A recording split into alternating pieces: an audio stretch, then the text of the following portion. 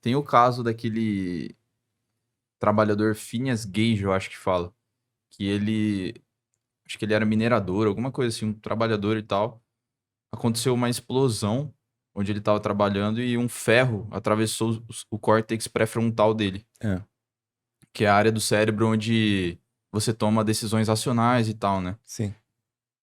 E basicamente ele virou, entre aspas, um homem das cavernas, assim, né? Ele saía pela rua, nu, urinava na rua e tal, porque ele perdeu totalmente o conceito do que é certo e o que é o errado, né?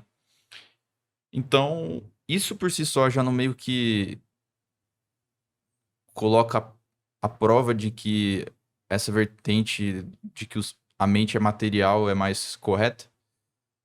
Essas coisas, né? Esses fatores que acontecem no nosso dia a dia, uma pessoa que nasce com o cérebro mais defeituoso e tal, tende a ser menos. Entende o raciocínio? Entendi. É uma boa pergunta essa. Então, essa questão, ela indica o quê? Que existe uma relação entre mental e o corporal, certo? Existe uma relação aí. Então, por exemplo, quando eu tomo uma aspirina, que eu tô com dor de cabeça, minha dor de cabeça passa. Então, afetou algo mental. Ah, isso, Descartes percebeu o problema disso. Quando ele falou que a mente era imaterial e o corpo mental, ele percebeu isso. Como algo material podia ser causamente eficiente em algo mental e imaterial. E ele propôs lá que a glândula pineal era a interconexão, mas isso não explica por quê. Porque você joga para a glândula pineal, que é algo físico, né? É um componente do cérebro. Você empurra o problema para a Sim. glândula pineal. Então isso não explica. E isso que você falou é um dos problemas que os dualistas enfrentam, que é justamente explicar essa causalidade. Como que essa causalidade, como existe esse vínculo de causalidade, por exemplo, principalmente entre o mental e o corporal. Então, esse é um problema enfrentado pelos dualistas, de diversas formas. Pausa rápida aqui. Se você assistiu até aqui, considere se inscrever no canal. Isso nos ajuda a trazer convidados cada vez mais incríveis e ter conversas mais interessantes. Então, se inscreva no canal e ative o sino das notificações para não perder nenhum episódio. Então, de volta ao podcast. Mas a gente tem que entender também uma outra questão. Que quando você me deu esse exemplo desse rapaz que teve o cérebro atravessado, depois mudou toda a vida psíquica dele, vamos chamar assim, isso indica que existiu um vínculo causal. Causação não é constituição. Então, assim, eu posso defender, vou explicar, eu posso defender que o meu cérebro, eu posso ver toda a rede causal. Por exemplo, quando eu olho para alguma coisa, por exemplo, eu olho para essa garrafa aqui. A luz bateu aqui, passa pela minha retina, pelos bastonetes, pelo sistema nervoso até formar até eu ver isso daqui, ver essa garrafa, tá? Isso é minha rede causal, eu consigo explicar isso. Tá. A questão é que isso daqui, quando eu olho essa tampa azul, essa cor aqui, por exemplo, a questão é que eu não consigo explicar o que eu sinto em termos de experiência perceptiva ou de experiência consciente quando eu vejo isso daqui. Eu consigo explicar causamente. Como daqui entrou aquilo lá, tudo que eu expliquei, entrou pelos meus olhos, a Certo. retina, a bastonete e tal, tal. Mas eu não consigo explicar essa cor azul aqui. Essa experiência consciente de cor. Aí eu volto naquele exemplo da dor. Eu piquei minha mão com um alfinete. Eu sei explicar por que eu senti dor. Eu senti dor porque aqui tem fibra C, foi passando até formar a dor no meu sistema nervoso central. Certo. Eu sei, a causa eu sei. Uhum. Só que acontece que a dor, assim como a experiência visual de algo como, por exemplo, ver essa tampa azul, ela tem um aspecto subjetivo. Nossa, Eu não posso dizer que o azul que eu tô vendo é realmente o azul que você está vendo, né? exato. É isso. Então, nesse sentido, o que a gente fala? Que geralmente a linguagem, ela resvala esse aspecto subjetivo porque a gente consegue trocar, né? Ah, é azul, tal. A gente consegue trocar isso daqui. Mas exatamente, você não, a experiência que você tem visual desse azul, Isso eu é não louco. sei dizer Aham. se é exatamente a mesma. Isso é bizarro, cara. É bizarro. E a mesma coisa de dor. E, por exemplo, eu vou dar, acho que um exemplo mais claro é o exemplo do dentista. Você vai no dentista. Aí ele tem todas as máquinas. Você tem que fazer lá uma cárie. E a cárie está perto lá do nervo. Teoricamente, você está sentindo alguma dor, Uhum. tá? Aí você vai no dentista, ele olha e ele arruma o seu dente. Né? Tá tudo certinho, ele fez ali. Quem é a última pessoa que pode falar que está sentindo dor ou não? Ele pegou, ele arrumou tudo, passou, fez o raio-x tudo e falou, não, agora está certinho, não tem nenhuma inervação em contato com a cárie, está tudo certo, você não está sentindo dor. Quem que é a última pessoa que pode falar se está sentindo dor ou não? O próprio paciente, né? O próprio paciente. Mesmo que as imagens e todo o protocolo dele demonstre que o paciente não está sentindo dor. Isso se chama conhecimento de primeira pessoa ou perspectiva de primeira pessoa em filosofia. Ou seja, quando eu vejo essa tampa azul, ou no caso da dor, eu acesso isso, essa experiência, sobre uma perspectiva de primeira pessoa. Que é diferente de uma perspectiva de terceira pessoa ou perspectiva objetiva. Então, a perspectiva de primeira pessoa é a perspectiva objetiva, a subjetiva, perdão. Sim. E a perspectiva de terceira pessoa seria a perspectiva objetiva. E a perspectiva objetiva é a perspectiva sobre a qual a ciência foi levantada e ela trabalha. Porque a ciência é um conjunto, certo? Ela testa, ela mede. Então, Tem até um teste que os cientistas fazem, né? Que é tipo, para provar que essa cor realmente é azul, que eles fazem, eu não sei o nome científico lá, mas eles fazem tipo um teste.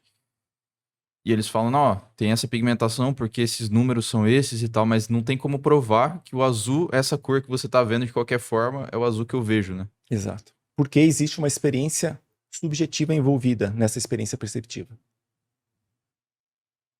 Sabe? Então, E essa experiência subjetiva que é a verdade, que é a realidade,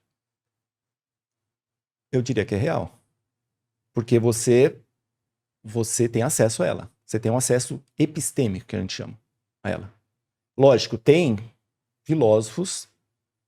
Por exemplo, esse argumento que eu falei agora, isso que eu te falei, isso corrobora a visão dualista. Mas tem filósofos materialistas, né, ou fisicalistas, vamos chamar assim, que eles tentam fazer essa tradução. A tradução da perspectiva de primeira pessoa ou perspectiva subjetiva para a perspectiva de terceira pessoa ou perspectiva objetiva. Como? Por exemplo, o primeiro modo, no século XX, eu vou falar mais contemporaneamente, foi o behaviorismo. O behaviorismo, ele tentou explicar toda a nossa mentalidade através de comportamentos e disposições comportamentais. Mas comportamentos, tem vários argumentos que demonstram que o behaviorismo, não que o behaviorismo seja uma teoria, como que eu posso falar? Que fracassou, derrubada, não é isso. Existem ainda behavioristas hoje em dia, mas são muito poucos. Porque foram tantos argumentos contrários que foi derrubando, foi enfraquecendo a teoria. Tá, então esse foi um dos métodos que eles tentaram. Outro método foi aquele lá que eu te falei, da teoria da identidade. Vamos identificar, então, um estado mental deve ser igual a um estado cerebral. Mas se você passar por uma tomografia, você passar por qualquer computadorizada, uma ressonância, você não vai ver o estado mental. Efetivamente, você não vai ver o estado mental. Você vai ver o estado cerebral. Então é aquilo, você até pode ver, ó, Partindo do pressuposto que tem um dualismo, né? isso não é partindo do pressuposto que tem um dualismo. Isso é um fato. A gente não consegue traduzir uma perspectiva de primeira pessoa, uma experiência consciente, uma experiência de dor, uma experiência Sim, entendo agora. de visual, uma experiência, por exemplo, quando eu passo a mão, uma experiência tátil. Quando eu passo a mão aqui, eu sei que aqui tem as ranhuras. Eu sei, tem um aspecto causal e tem um aspecto fenomênico, que é o aspecto justamente que eu sinto, o aspecto sentido, vamos falar assim. Então eu tenho, isso é um fato que eu não consigo traduzir. Da mesma forma, então, seria, se eu passar aqui, a textura para mim pode ser diferente para você, né? Pode. Mas então, como que isso é real, sendo que para mim é uma coisa e para você pode ser outra?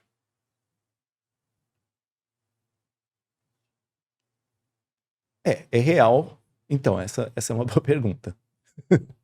Boa pergunta.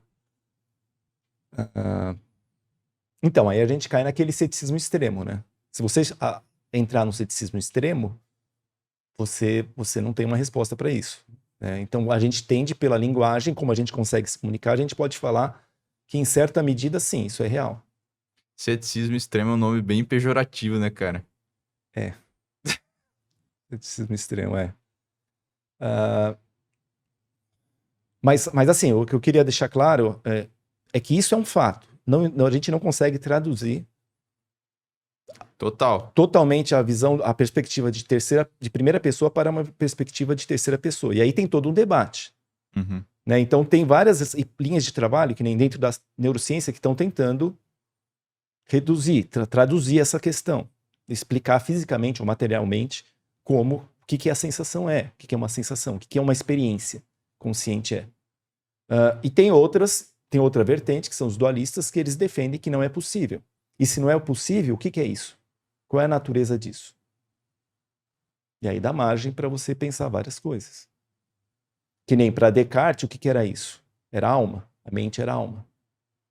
Ele identificava como alma, né? Então aí, quando ele colocou isso, aí ele acabou colocando Deus, tudo. Hoje em dia não se utiliza mais esse argumento, né? Da alma. Não se utiliza. Então, você até pode fazer uma interpretação assim. Porque, na verdade, você não sabe qual é a natureza. Você pode interpretar.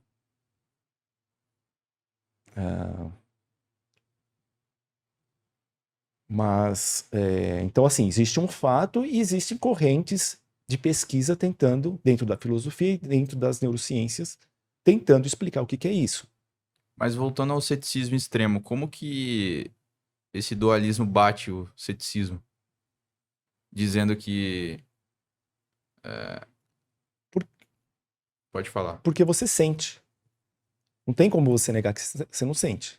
Mas aí como que você vai dizer que é real isso, sendo que eu sinto uma coisa diferente da sua? Entende? Como que você vai dizer que é real o azul que você está vendo, sendo que o meu azul pode ser diferente e o do João ali pode ser diferente também? Mas eu posso pegar o aspecto causal. Isso aqui está causando. Porque, assim, aquilo que eu te falei, causação não é constituição. Uma coisa é o por que isso... Mas a causa define a realidade? O que é real ou não? Eu não sabia, essa pergunta eu não saberia dizer.